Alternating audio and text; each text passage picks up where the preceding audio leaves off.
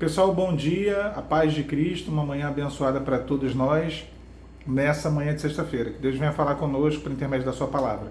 Peço aqui que você curta o vídeo, se inscreva no canal, sobre os projetos, mais informações aqui abaixo, na descrição, através do Telegram, projeto de aconselhamento, estudo bíblico e restauração.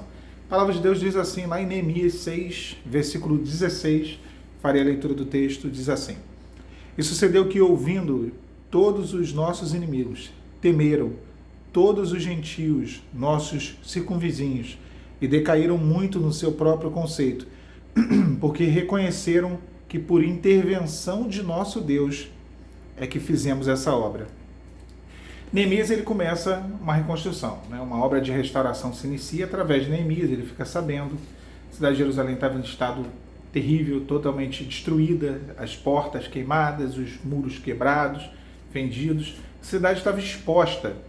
Qualquer um que quisesse invadir a cidade, saquear, tomar a cidade, tinha ali a possibilidade, tinha ali todos os meios e toda a facilidade possível, uma vez que a cidade já há anos estava ali exposta. Então, o Senhor, ele gera no coração de Neemias o desejo de reconstruir a cidade, assim que ele fica sabendo do estado da cidade. Ele sai do conforto dele. Neemias, se ele quisesse, ele poderia ter lavado as mãos. A vida dele estava boa, ele era copeiro do rei, ele tinha acesso ao imperador, né, o imperador Artaxerxes, na Pérsia, do reino do Império Persa. No entanto, ele poderia ficar ali, né, como copeiro, experimentando do vinho do rei, para saber se o rei ia ser envenenado ou não, mas era uma função até mesmo, digamos, tranquila, né? Era tranquilo, tirando esse risco, era muito tranquilo estar ali na presença do rei, comer a melhor comida, beber o melhor vinho, se alegrar e não ter compromisso com absolutamente nada. Mas não foi bem isso que veio ao coração de Neemias. Veio um sentimento de tristeza, de angústia, e ele se viu parte do sofrimento do seu povo, daqueles que estavam em Jerusalém. Então ele decidiu, assentou no seu coração, reconstruir a cidade. Claro, foi o Senhor quem colocou no coração dele esse desejo. Às vezes nós olhamos, né, para as situações da nossa vida e vemos as coisas acontecendo e Deus já nos trouxe um certo conforto, como Neemias estava lá, copeiro do rei, vivendo na corte, comendo do bom, do melhor. Então ele poderia lavar as mãos e não ter partido, não tomar partido daquilo que estava acontecendo de ruim lá em Jerusalém, que era longe, era muito distante de onde ele estava. Porém, ele se fez participante. Porém, ele se envolveu naquela obra e ele se importou. Não foi egoísta, ele poderia ter sido egoísta, ele poderia ter pensado só nele. Então, às vezes, Deus nos traz um certo nível de conforto, só que tem muita obra a ser feita, tem muita coisa a ser feita. Talvez ainda na nossa vida, mas não tanto, mas principalmente na nossa casa, nos nossos familiares, na nossa igreja, próximo de nós. E a decisão é nossa, a gente pode tomar partido disso ou podemos lavar as nossas mãos e dizer, olha, não é problema meu, cada um que dá conta de si mesmo. Então, é claro, existe uma linha muito tênue entre, né, a responsabilidade e, de fato, né, a decisão, e aí eu estou falando aqui no que se refere à salvação, e pois a escolha é pessoal, mas no que se refere a uma reconstrução, a uma obra de reconstrução, às vezes Deus quer nos usar e nos tirar de uma posição de comodismo. Então Neemias, ele estava vivendo essa situação, né, ali de conforto, mas não virou comodismo. Assim que ele soube da situação da cidade, ele foi até Jerusalém para reconstruir a cidade. E foi uma obra difícil. Muitos obstáculos se levantaram. O inimigo, o intuito dele é deixar como está. Se está tudo ruim, se está tudo destruído, se ele está governando, como eu falei, os muros da cidade estavam quebrados, as portas fendidas, a cidade estava vulnerável para ser roubada, saqueada, para ser conquistada. A cidade do Senhor, Jerusalém. Então, para o inimigo, se continuar assim, é jogo. Está ótimo. Time que está ganhando não se mexe. E aí, de repente, vem um homem de Deus, uma mulher de Deus, um servo, e começa, através dele, uma obra de reconstrução. Não é de se estranhar que o inferno queira levantar obstáculos, oposição. E se levantaram opositores. Diversos opositores, mas especialmente Tobias, Sanbalat e Gesem. Foram os três ali que lideraram a oposição, né? Um Oronita, um Amonita, um árabe, e eles lideraram a oposição à reconstrução. Agora, eles tentaram se opor, mas a mão do Senhor era sobre Neemias. Tudo que tentaram, as estratégias, irmãos, se a gente for ler aqui Neemias 6, Neemias 5, tudo que é estratégia, contrataram profetisa para falar, olha, não foi Deus quem mandou você reconstruir a cidade, sabe, para tumultuar, para gerar dúvida no coração de Neemias.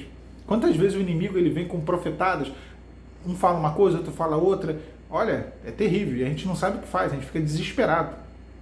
Né? Em algumas situações a gente até esmorece, fala, Senhor, acabou, vai ser meu fim. Né? E isso tudo é para poder parar a obra de reconstrução que Deus está realizando nas nossas vidas. Vou contar para vocês uma coisa sobre essa questão de profetada.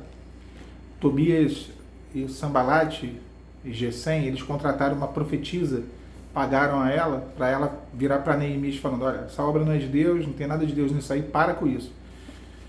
Em 2020, eu acidentei de moto, né? E assim, e eu falo para vocês, foi terrível, quebrei vários ossos, o pessoal que acompanha o canal que sabe disso, fiquei internado um mês, mas eu acho que pior do que o osso quebrado, pior do que as infecções, pior do que os medicamentos, pior do que estar internado no auge de uma pandemia, né? Que a gente sabe que estava ali em 2020 o auge, o ápice, e eu acho que pior do que isso tudo foram as coisas que eu ouvi dentro do hospital. As pessoas, elas me procuravam, às vezes, para entregar uma coisa que, assim, era para, sabe, desanimar total. Era de espírito de morte até a perna ser amputada, que eu ouvi dentro do hospital. E essas coisas, elas vinham mais como, às vezes, uma espécie de acusação. Por algum motivo você está aí por causa disso, você está aí por causa daquilo, eu acho que é por causa disso, né? E aí Deus está revelando aqui que vai acontecer isso com você. Era só desgraça. Só desgraça. E aí uma vez eu, depois de ouvir tantas, eu fui pedir ao Senhor uma palavra. Eu falei, Senhor, quero ouvir o Senhor.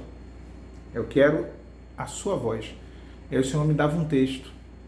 Eu não vou me lembrar agora onde está esse texto, se eu não me engano é em Zacarias, ou Miqueias, eu acho que é Zacarias, onde o sumo sacerdote, Josué, não é o Josué lá das conquistas de Jericó, nada disso não. É o sumo sacerdote Josué, mais para frente. Satanás coloca ele diante de um tribunal, na frente de Deus, e Satanás começa a acusar o sumo sacerdote. Fala que a roupa dele estava manchada, as vestes sacerdotais. E aí o Senhor fala assim, olha, tudo bem, manda trocar as vestes dele. E aí as vestes eram trocadas. E o Senhor dizia assim, olha, Satanás, sai. Ele não será julgado, ele não será ajuizado, ele está inocentado. E aí novas vestes eram dadas ao sacerdote. Então, ali eu entendi o seguinte do Senhor, muito claramente, Deus não estava passando pano para qualquer erro que eu tivesse cometido, as vestes realmente estavam sujas, tinham que ser trocadas, porém a acusação do diabo estava caindo por terra. A acusação do inimigo estava caindo por terra. Então, as palavras que eu tirei, que eram palavras que iam contra aquilo que o Senhor falou comigo na Bíblia, né? O Senhor estava dizendo, eu não te condeno, né? Vá e não peques mais. As pedras que estavam nas mãos das pessoas que trouxeram para mim foram todas jogadas no chão, porque o Senhor não me condenou. Então, isso é importante, quando nós temos essa experiência com Deus, um direcionamento, quando nós temos a nossa comunicação com o Senhor, nós não somos enganados por profetadas. Nós não somos enganados por palavras que vêm para poder confundir a nossa cabeça e atrapalhar aquilo que é a obra de Deus na nossa vida. Então, Neemias, ele tinha certeza daquilo que Deus tinha falado com ele. Ele não tinha dúvidas, ele falou, olha, a mão do meu Deus era sobre mim, porque o Senhor me disse no início. Então ele sabia que a reconstrução da cidade era a vontade de Deus. E aí vem profeta contratado dizendo, não é a vontade de Deus, Deus não está nisso. Ele sabia que isso era mentira. Uma outra coisa também que aconteceu muito foram cartas. Né? O texto aqui de Neemias 6, versículo 17 ao 19, fala que eles mandavam cartas, Secanias mandava carta para um, Berequias mandava carta para outro, Mesulão para outro. E aí no 19 diz assim, ó, também das suas boas ações falaram na minha presença, e as minhas palavras lhe levavam a ele. Tobias escrevia as cartas para me atemorizar. É fofoca, falácia, falação de um lado, do outro, falando coisas para amedrontar Neemias, para tirar Neemias do propósito, tirar Neemias do projeto, tirar Neemias da reconstrução da cidade, da restauração. Nada disso parou Neemias. Nada disso o impediu. Então estou trazendo uma palavra para alguém nessa manhã que talvez esteja levando profetada, acusação, no meio de fofoca, de intriga, tudo que o inimigo tem tentado fazer para obstruir, para paralisar a obra de Deus na sua vida. Meu irmão, minha irmã, passe por cima disso tudo. Faça que nem Neemias. Ignore. Ele disse, olha, eu estou fazendo uma grande obra. Eu não vou descer e parar essa obra para ter convosco. Eu não vou perder meu tempo com vocês. Eles estavam convidando ele para poder parar a obra e ir com eles a um determinado lugar, porque eles intentavam matar Neemias. Ele fala, olha, eu sei que vocês intentam me fazer o mal, só que eu não vou ter com vocês. Eu não vou dar confiança. Eu tenho mais o que fazer. Então essa postura de Neemias deve ser a nossa postura, priorizar as coisas do Senhor, sabe? Não ficar dando ibope, não ficar dando atenção para coisas que vai nos tirar do propósito. E aí ele fala aqui, ó, e sucedeu que ouvindo todos os nossos inimigos, temeram todos os gentios, nossos vizinhos, e decaíram muito no seu próprio conceito. Eles temeram, que eles viram o quanto que Deus estava com Neemias, o quanto que a mão de Deus era sobre aquela obra. Tudo cooperava para o bem deles, tudo para que aquela cidade, Jerusalém, fosse reconstruída. E o texto vai dizer, porque reconheceram, olha que coisa linda, que por intervenção do nosso Deus é que fizemos essa obra. Glórias a Deus, coisa maravilhosa. Foi intervenção de Deus. Não foi a capacidade deles, não foi nada, o talento, nada disso. Foi por intervenção do nosso Deus que fizemos essa obra. Você vai ajudar, né? Você vai fazer a sua parte. Não ajudar, porque ninguém ajuda a Deus, mas você vai fazer a sua parte nessa obra de reconstrução. Você vai orar, vai buscar, vai clamar, vai vigiar, vai receber a tua bênção, né? E operar a tua salvação. Agora, o grande diferencial está naquilo que Deus fará. A intervenção de Deus na sua vida. A intervenção de Deus vai ser o fator determinante para que essa obra de reconstrução ela finalize, ela seja concluída. E olha, todos reconheceram, todo mundo vai reconhecer, inclusive aqueles que se opõem. Deus é Deus na tua vida, minha irmã, meu irmão, confia e descansa, tá bom? A paz de Cristo